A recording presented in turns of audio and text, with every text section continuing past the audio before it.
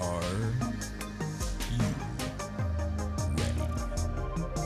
You're listening to the Kyle Mackey Podcast. Let's get this show started.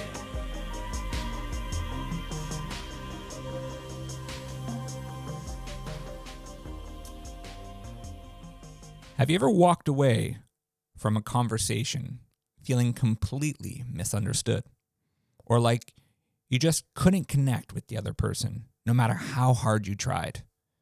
Or perhaps you've experienced those magical moments where you just click with someone and the conversation flows effortlessly, leaving you feeling seen and understood. Have you ever wondered what makes the difference? Well, today, we're going to do a deep dive into the groundbreaking insights from Charles Duhigg's book, Supercommunicators: How to Unlock the Secret Language of Connection, to uncover the science and the art behind truly meaningful conversation. We're going to explore the hidden structures of our dialogue. We're going to learn practical skills and understand why connection is not just a nice to have, but an essential for a flourishing life. So, jumping straight into this, one of the things that you're going to pick up in this book, if you happen to pick it up and read it, the things that we're going to discuss today, is that ultimately there's three different types of conversations that people can have. And then there's also a matching principle that comes along with this. So every conversation is actually one of three different types.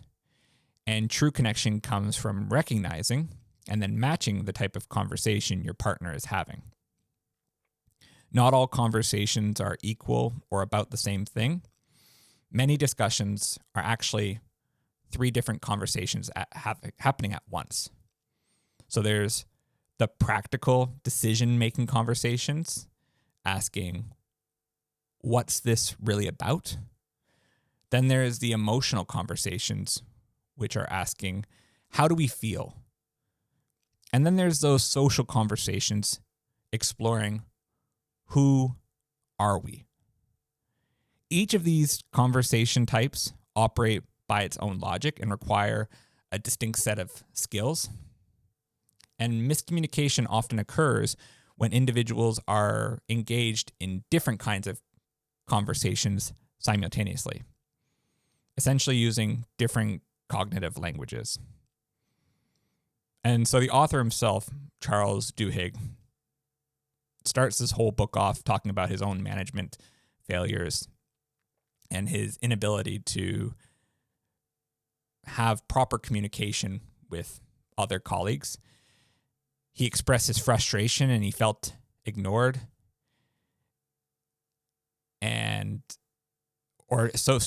His colleagues felt frustrated and felt ignored, and when they were seeking empathy. But Duhigg's process was that he addressed it from a practical mindset. He offered solutions like formal organizational charts or running meetings. And I'm sure you've all had it before where, you're having a conversation with a friend and they're trying to tell you all these things. And what you want to do is just try to give them a solution to that problem. But really, they just want to vent. They want to get that information off their chest. They want to just have somebody listen. So in this example of Duhigg, his colleague actually interrupted, stating, "You're not listening to me. We need to do a better job of respecting each other," highlighting the desire for an emotional conversation rather than practical fixes. I actually had this conversation with one of my friends not too long ago because I was just asking, do you ever feel like I don't fully am listening to the conversation? She's like, no, generally speaking, you're good. But she's like, there was this one time where I really just wanted to get something off my chest about, I think it was something maybe going on at her workplace. And she's like, you kept on coming in with different points and stuff. And it's like, I just wanted to get that information out there. So sometimes people want to give a logical response when really the other person just wants to get the emotions out, to get it off their chest, to be able to speak freely. So Duhigg realized a similar dynamic played out at home as well, where his wife wanted support, not sensible advice, when he was upset. So it probably happens in everybody's day-to-day life where people are just having different things that they want out of the conversation. And so one person is trying to have that emotional conversation. One person's trying to have that logical conversation. And it just makes a disconnect between the two people. So the matching principle is actually the fundamental rule for fostering connection. Effective communication requires recognizing what kind of conversation is occurring and then matching each other's mindset. So just going back to that emotional conversation, if I would have realized that, my friend just wanted to vent and just wanted to get out all those emotions, if I would have just showed some empathy, not tried to give any advice whatsoever, they would have felt like they were really getting heard and that they were actually being listened to. And they would have probably felt a lot more connected with me in that moment than if I would have kept on going that logical advice, adding my input to that conversation. So if someone seems emotional, allow yourself to become emotional. If they are intent on decision making, match that practical focus. If they are preoccupied by social implications, reflect their fixation back to them. Matching is not mimicry. It's about genuinely understanding what somebody wants and sharing yourself in return. And so this ultimately creates an atmosphere of trust. In the book, it's actually a really interesting story that they start with. They talk about an FBI investigator, Felix Segala, and a person that he's trying to get as an undercover CIA type agent, Yasmin. So Felix Segala is actually a fake name. His real name's Lawler. But he's working with a potential that they're trying to recruit into the CIA. And so initially he tried to cheer up a sad Yasmin, missing her deeper emotional need to be understood. And he remembered back to a past sales success where he connected with a client by being honest when she was honest, finding a shared human connection beyond the transaction. When he tried this with Yasmin, instead of trying to cheer her up, he talked about his own frustrations and disappointments, matching her sadness and her vulnerability. And this authentic sharing, despite thinking it was pointless and even suicidal for her, led Yasmin to trust him and agree to work with the CIA. This approach, emphasizing caring and connecting, became a core part of the CIA training method. So ultimately what happened in this story is he met Yasmin.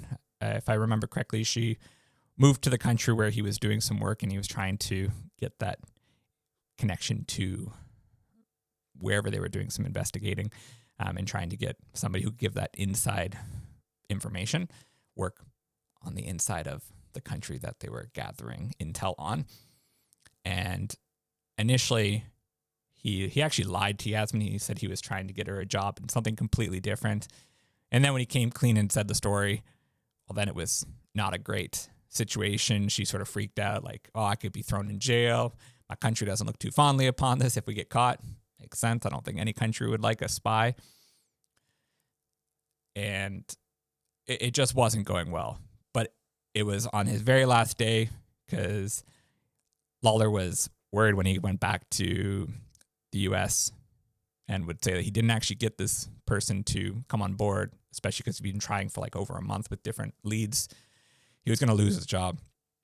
And then he had this, conversation where he actually was taking a back seat to actually see what was going on with her. And then when they connected on that same, emotional level, and he was being honest, like, I'm going to essentially lose this, but he did it in a much better way. I don't have the exact words here in front of me. But because he was being honest and vulnerable himself, it allowed for that level of connection, which ultimately led Yasmin to trust him enough and agree to working with them.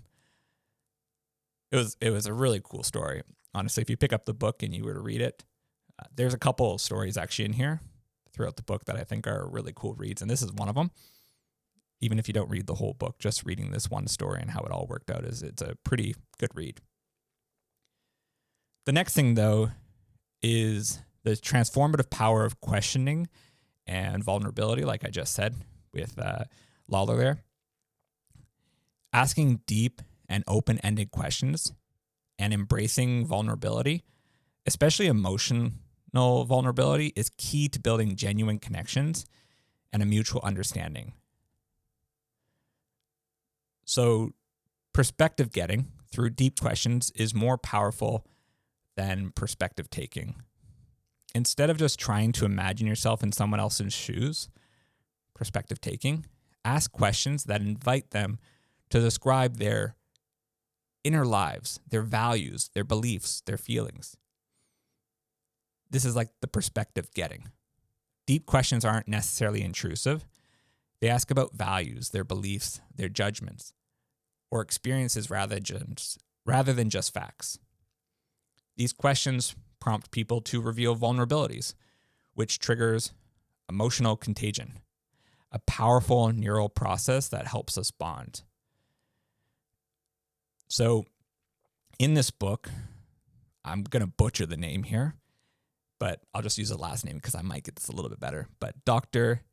Edia, I think that's totally wrong, but it sounds okay, so I'm going to use that for now. But he's a surgeon. He deals with prostate cancer patients. And initially, when presented patients with data and objective medical advice, they still sort of didn't quite get everything that he was saying and still opted for an unnecessary surgery. So apparently when you have prostate cancer, it's a very slow progressing cancer. So they don't actually suggest surgery most of the time because there's a lot of risk associated with it. So it's better just to sort of wait and see and monitor what actually happens over an extended period of time, because it might never get worse. It might just simply stay where it's at. And so they don't recommend surgery. But he realized patients weren't asking practical questions about the treatment options, but deeper ones about their family reactions, their mortality, and what risking dying meant for their lives. That's what everybody's concern would be. It wouldn't be about the actual medical information most of the time. It's about how it impacts them personally and the people in their lives. So one of his colleagues advised him to start asking open-ended questions like, what does this cancer diagnosis mean to you? What did your wife say when you told her about your diagnosis? To get a better understanding of what's actually going on in the patient's mind. And so what this actually allowed was, by asking about their needs and desires, he was able to uncover what the patient wanted, which was often just reassurance, control, or social proof. They didn't want just the data. And by him taking the time to actually listen to what their actual needs were, this led to actually a 30% drop in this unnecessary surgeries within the next 6 months. So by just getting a deeper understanding of what's going on in that person's head, allowed for a much better success rate in not taking on these surgeries. Because again, they generally speaking didn't suggest that people get them. In certain scenarios, it might be the right decision, but for the large majority of people, it's better just to wait and see what happens. Now, reciprocity and proving you're listening are essential for emotional connections. Emotional connection is a two-way street. It requires reciprocal self-disclosure and turn-taking. It's not just they just keep talking and talking and talking and talking and letting all that stuff out. It's looping for understanding, which is about asking questions, repeating back in your own words what you've heard, and then asking for confirmation. This is the single most effective technique for proving you're listening and fostering a psychological safety. And it's not just the words that you say, it's the non-linguistic expressions as well. like laughter, vocal tone, body language, that also convey mood and energy, and matching these signals. And so an example from the book is with a guy by the name of Nick Epsley. Again, I might be butchering the name. They do this hedge fund experiment where he challenged a bunch of hedge funders to discuss a deeply vulnerable question. Can you describe a time you cried in front of another person? Which apparently in the hedge fund space, talking about emotions and stuff is not a very talked about thing. So he anticipated it would be an awkward and unpleasant, but the reality was the opposite. They found it was amazing and reported feelings significantly more connected to their partner. And it's because they were actually able to express themselves fully and have that emotional connection just by simply, actually listening and understanding what the other person was saying using that looping technique. This demonstrated that people crave real connection and find deep, vulnerable questions less uncomfortable and more rewarding than they expect. So by simply being in that conversation, asking these deep questions, repeating them back in your own words, asking for confirmation, helps build that safety net and build that connection with the person that you're discussing, having conversation with. The next part of the book, I actually think was one of the more powerful parts, specifically one of the examples, which we'll get into in a bit, but navigating social identities and making hard conversations safer. So our social identities profoundly shape our interactions, and making hard conversations safer requires acknowledging discomfort, establishing guidelines, and finding shared ground. So our social identities profoundly shape our world and can create unexpected divisions. Right now, I feel like the world is more divided than it's probably been in an extremely long time.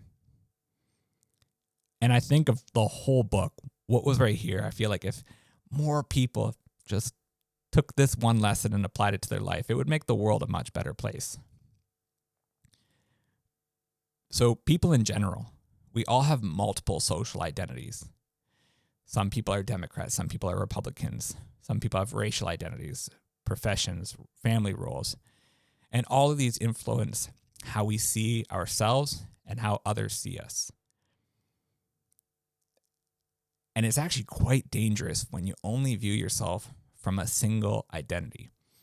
That's where a lot of these wars and these turmoils within countries start. These identities can lead to in-group favoritism and out-group suspicion, causing us to exaggerate the differences between groups and perpetuate stereotypes and prejudices.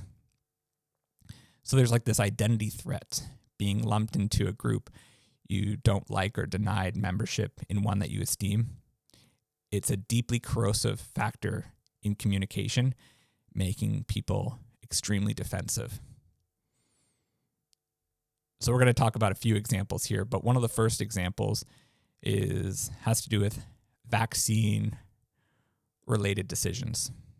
So the Dr. Rosenblum, he initially failed to convince parents with data because their resistance was rooted in social identities like being skeptical about the medical establishment or not liking governments telling them what to do. He also recognized his own physician knows best bias, which made him judgmental of the patients. But what Dr. Rosenblum learned is that to connect by acknowledging his own multiple identities. He's not just a physician. He's a parent. He's a neighbor. and then finding common ground with the patient, allowing him to approach their irrational beliefs with sympathy rather than annoyance. So some of these parents, they didn't want their kids to have vaccinations because they were trying to be protective because they didn't quite understand it. But when he approached it from a parent perspective, then some of them wanted to do this to protect their children. Or they talk about like the COVID vaccine as well, because obviously in the States, they were trying to get like an 85% vaccination adoption rate. And he had this one father come in. He's like, I'm not going to do it for a variety of different reasons. But then he talked about being a father. He talked about having a child. The doctor talked about also being a father and having a child, and saying somehow through the conversation, not talking about having the vaccination for his own protection, but to protect the child, somehow sparked a different thought process in that patient's head. And 30 minutes after he was done meeting with them, he came back and was like, I need to get this vaccination. So by trying to find that mutual ground and view from a commonality allowed for a much deeper connection. Now, making hard conversations safer requires deliberate structuring and shared control. Acknowledge upfront that sensitive conversations will be awkward and uncomfortable. This makes them easier to withstand and persevere through. By establishing clear guidelines such as no blaming, no shaming, or attacking, encouraging speaking from personal experience, not just generalizations, and affirm that everyone's voice is welcome. Focusing on the control of oneself, so the emotions and the reactions, the environment, the timing and the setting, and the boundaries of the conflict, staying on topic together with your conversational partner. So this could be like if you're having, a conversation with your actual romantic partner, you know that you can control your emotions and your reactions. You can't control the other person's, choosing a proper time to have these conversations, not having it at 2 a.m. when a fight might erupt, but saying, hey, let's have this in the morning once we've had a proper sleep. We can have a better conversation this way. And then staying on the topic. So setting those boundaries, not kitchen sinking it where you bring up absolutely everything that's going wrong. You focus on the task at hand, the issue at hand, and just discussing that.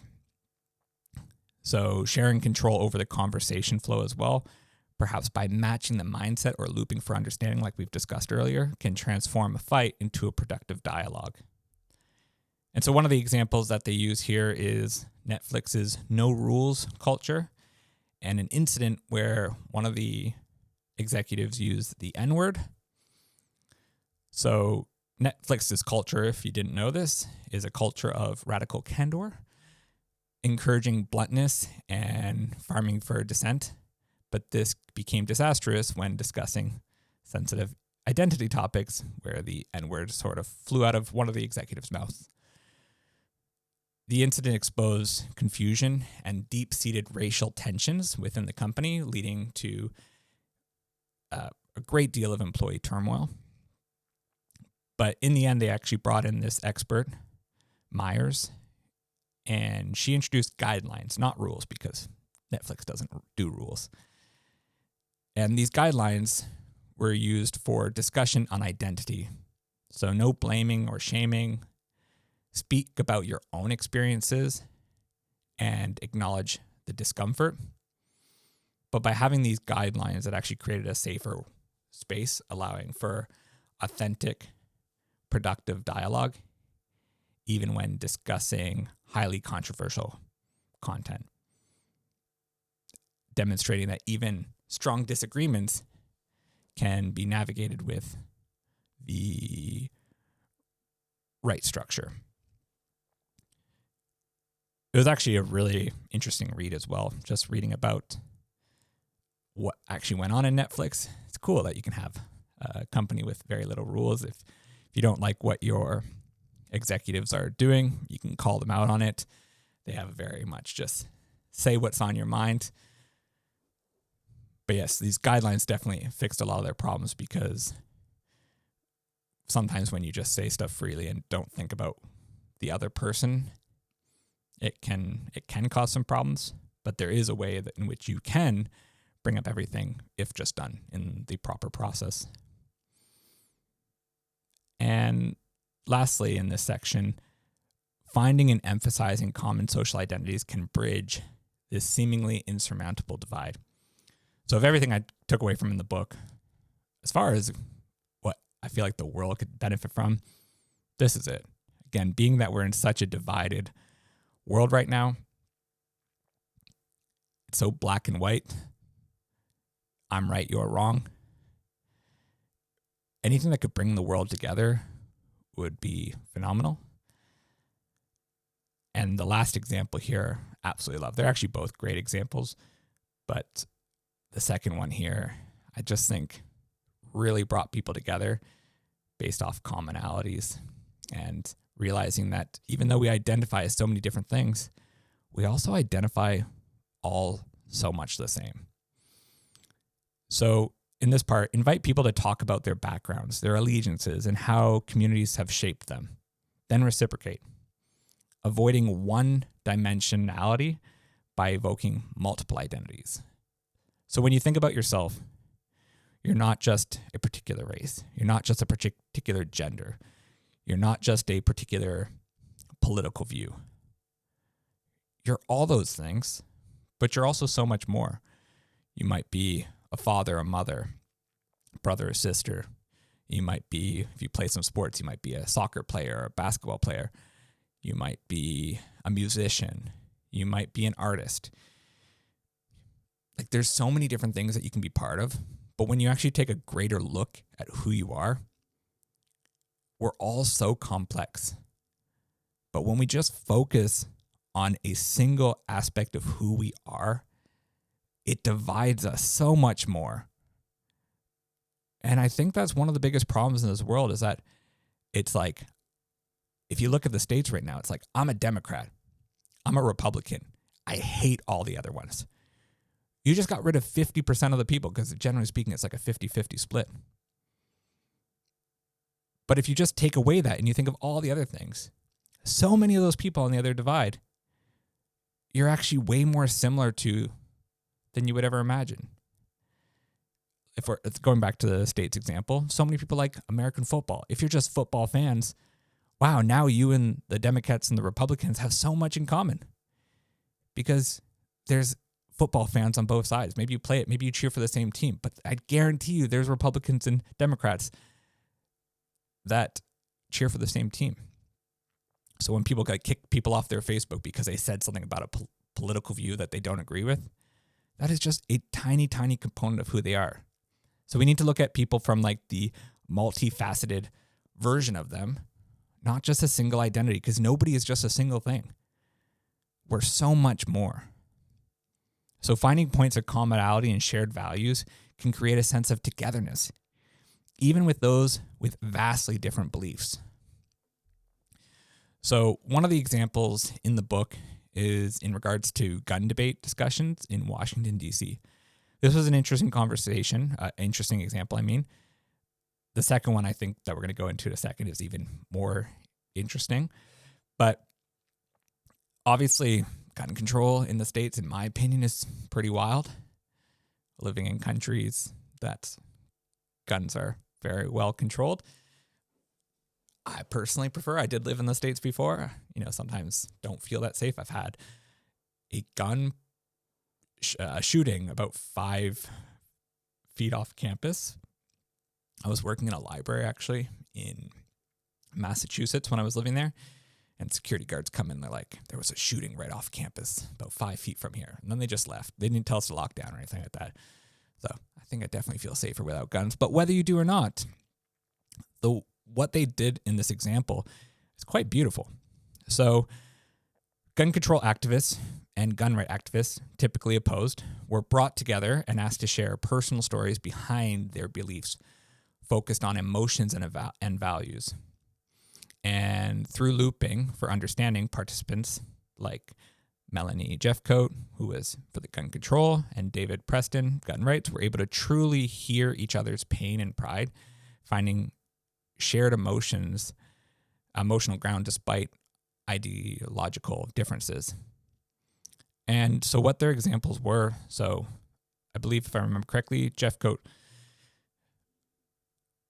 at her kids' schools, there was a shooting. And so then she became very involved in the gun control advocates. And she talked about like the emotional side of it, like how tough it was being in that scenario where her children didn't feel safe to go to school, and talking about all the emotion that came behind it and the way that it made her feel.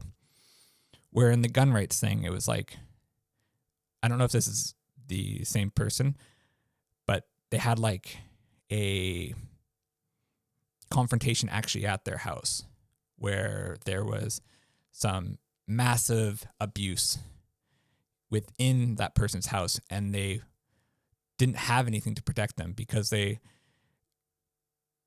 weren't able to, whether the person was bigger, stronger, whatever it was, they couldn't stand up to the person. And the idea of just having that gun felt as a safety net that they were then protected within their own home. So it was just, it was a feeling of safety. Because obviously, you know, if somebody's bigger or stronger than you, you're not going to be able to do much on your own. But a gun is, you know, might be leveling the playing field. I would still rather be in a world with no guns, but I can see where this person's coming from. But since they spoke from it from an emotional standpoint and how it made them feel, you can get a better understanding of where they're coming from. And so what this did was it facilitated honest conversations about guns with those discussions, without those discussions becoming shouting matches. And ultimately, this led to really cool outcomes, where it led to an example of John Godfrey and Melanie Jeffcoat regularly calling each other to discuss the news and the perspectives, highlighting the power of finding friends who are different. So they were able to find mutual connections and learn from each other by just having proper open dialogue and speaking from that emotional and value perspective rather than, you know, just the logic behind it. But I think one of the most beautiful examples in this book is in Iraq, in the city Karakash. I might be pronouncing that wrong. So they actually created this new soccer league in 2018. And they were doing this tournament. And they were going to pay for it all for free. It was all going to be funded. The secret behind it was actually an experiment. That's why they were able to fund this league for free. But there was huge animosity between the Christians and the Muslim population that lived in the city. They just finished this big war. There was lots of blood on both hands. It was a very hostile place to be amongst those different religion groups.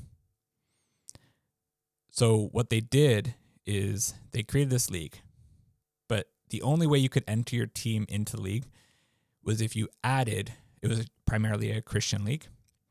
Not primarily, it was a Christian league. Every team had 9 players. They're like, for this tournament, 12 players on a team. And those 3 additional players must be Muslim. Initially, when it started, there was like, the Muslims would, you know, sit on one side of the bench. The Christians would sit on another. There was a divide. But they tried to implement these rules that sort of made it so the teams actually intermingled more. So every player had to have equal amount of playing time. And then they tried to get it so that way they didn't look at each player as a religion. They viewed them as what they did. So they were a goalkeeper. They were a captain. They were different positions. They weren't their religion. And ultimately, what came of this was just absolutely beautiful. It brought people together who, previous to this sporting event, hated each other. So The League was designed to test the contact hypothesis that bringing people with clashing social identities together can overcome hatred. And so despite the initial skepticism, with some coaches and players walking out upon learning about mixed teams, the League succeeded due to 3 design decisions, which I've spoke about: drawing out multiple identities. So again, people aren't Muslims or Christians. It's a Muslim player as a goalkeeper. It's a Christian player as a captain. And then ensuring equal playing time. All players received equal playing time regardless of their societal hierarchy. And forming new in-groups based on shared identity as social teammates. These deliberate structures led to players bonding, making it difficult to distinguish the Christians and the Muslims playing on the field. They celebrated goals. One team even chose a Muslim as a captain. Christian players who initially felt uneasy began inviting Muslim teammates for tea or coffee. And so what the surveys revealed is that players on mixed teams were significantly more likely to be open to playing with Muslims in the future. A Muslim player was chosen as Player of the Year by all teams, illustrating how deliberately structured interactions emphasize shared goals, equaling status, and new in-groups can profoundly shift perception and foster connections in deeply divided communities. And so this is an example of religion which has divided people all over the world. Religion has always been one of the biggest divisions. It brings tons of people together, but it's when people are of that same religion, of that same identity. But this world would be way more of a beautiful place if we stopped looking for all the things that make us different and look for the things that bring us together. We're all people. On the basis of it all, we're all people. We should all care about each other equally. We should all want to connect with people equally because we're all just people. And if you only classify a person as a singular thing, their particular religion, their particular race, their particular political affiliation, it just divides us all. But we're better together. The world would be a better place if we were just all together. We were people as one. My true belief. I don't like that. I don't even like that we have borders and we can't go where we freely want to go. People should be able to go where they want to go. We were born on this planet. Yes, you were born in a country, but those are imaginary lines. We were born on this country, and I just think that we have so much in common with so many people around the world. We should try to connect on all these different levels, all these different facets. So I think this story is beautiful. I think being able to communicate with other people who are different, but also so much the same, it's just something that we should all be striving to do. And here's the importance why. It leads us to the final point of this book, which is the ultimate payoff. And is that we need connection for a flourishing life. Mastering supercommunication skills isn't just about better conversations. It's about building the deep connections that are the single greatest predictor of a happy, healthy, and fulfilling life. So there's decades of research from this Harvard study that strong relationships are the ultimate determinant of well-being and longevity. The Harvard study of adult development, which tracked individuals for over 75 years, found that satisfaction in relationships at the age of 50 was the strongest predictor of mental and physical health at age 80. The most important influence by far on a flourishing life is love. Not just romantic love, but deep connections with family, friends, coworkers, and community. Social isolation, on the other hand, has been found to be more dangerous than diabetes and some other chronic diseases, highlighting the critical importance of social connection for health and longevity. So all this division in the world that's pulling us all apart is killing us too. if we all just wanted to connect and have love in our lives with friends and family and even complete strangers, people who identify us within just little ways, not every single thing identified, we would live healthier and longer lives. That's what I'm taking away from that. But an example of this is there's contrasting lives of this guy, Godfrey Camille and John Marsden, both from the study. Godfrey Camille had a really, really bad childhood and struggled early in life, but he learned to connect with others and became comfortable, joyful, connected, and effective, dying a happy, giving, and beloved man. His social network expanded and his career took off. Ultimately, he had like this tipping point when he was 35 years old. He was in the hospital for about a year. And through the connections that he made there, his life just sort of went in a completely different direction. I'm pretty sure they talked about him being suicidal before then. But being in that year, in the hospital for that year, being sick and making those connections, it just made him realize how important all these connections really are. And it just took off to having an extremely great life in the end. In contrast, John Marsden, initially successful, he became divorced, alienated by his children, and reportedly feeling angry, lonely, and disappointed by life because his instinct was to keep to himself. He wanted to tough it out.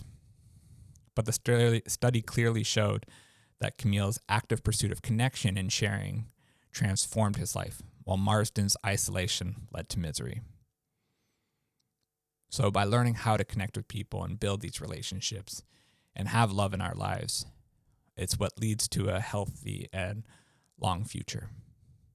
If we keep to ourselves and we try to do better than other people's and we try to focus only on ourselves and not the community that we're part of, our family, our friends, our children, starts to lead to a life of misery. The great thing is that supercommunication is a learnable, vital skill that allows us to cultivate these essential relationships. And the core to this book is that anybody can become a supercommunicator by learning and unlocking these instincts. It involves consciously practicing, paying attention to conversation types, identifying shared goals, asking deep questions, sharing our own emotions, and understanding how identities influence interactions.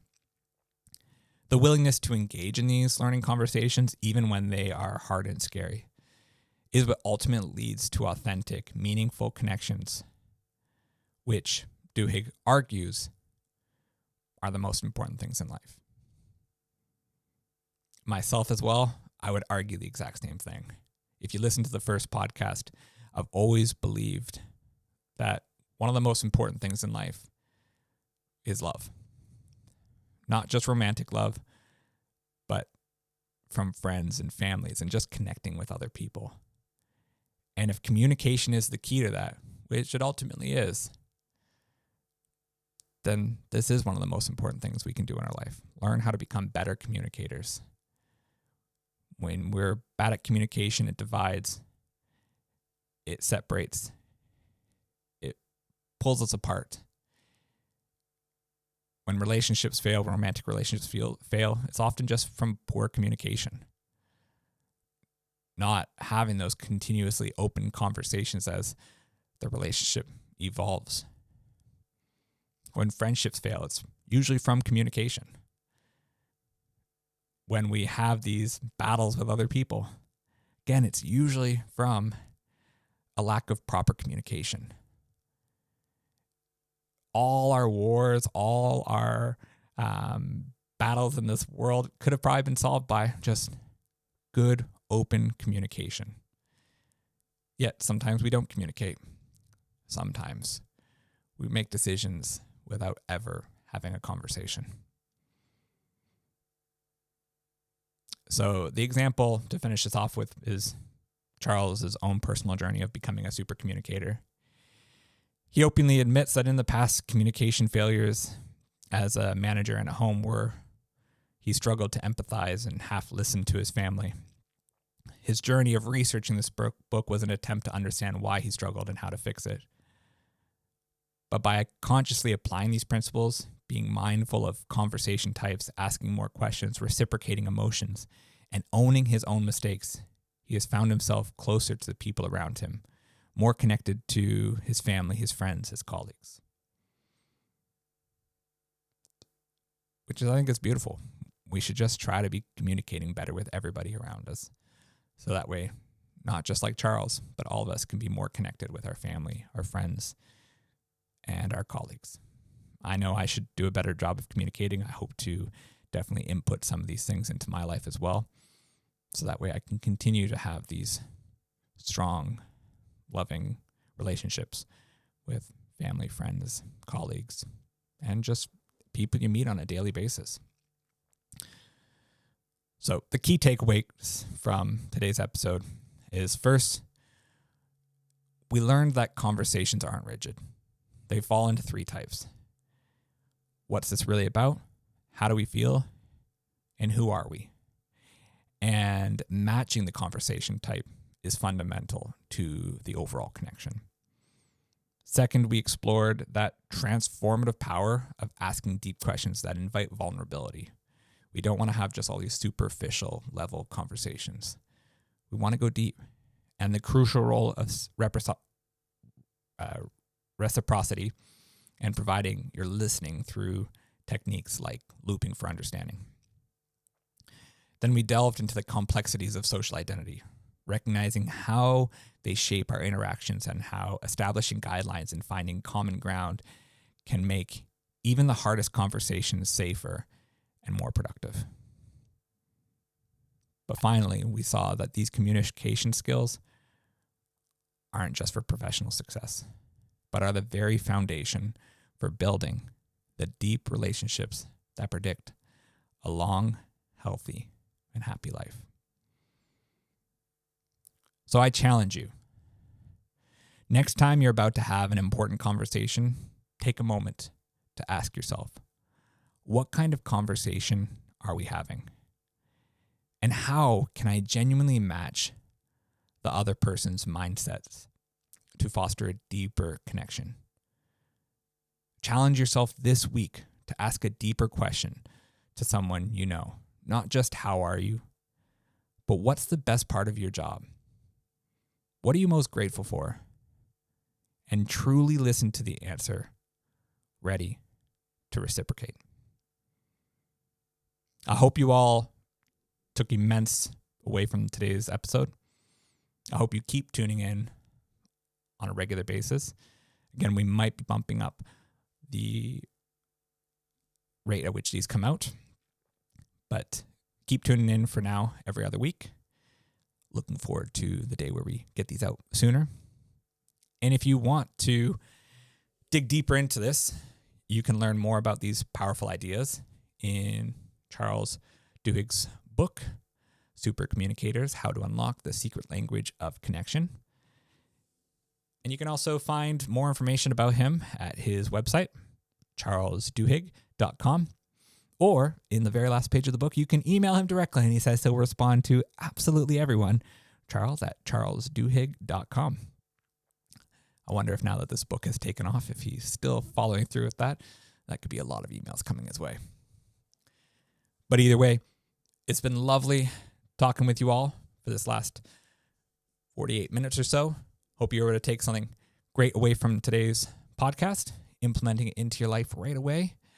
Hope you can have better communication with the people that mean the most to you in your life, as well as to help you build more connection with others.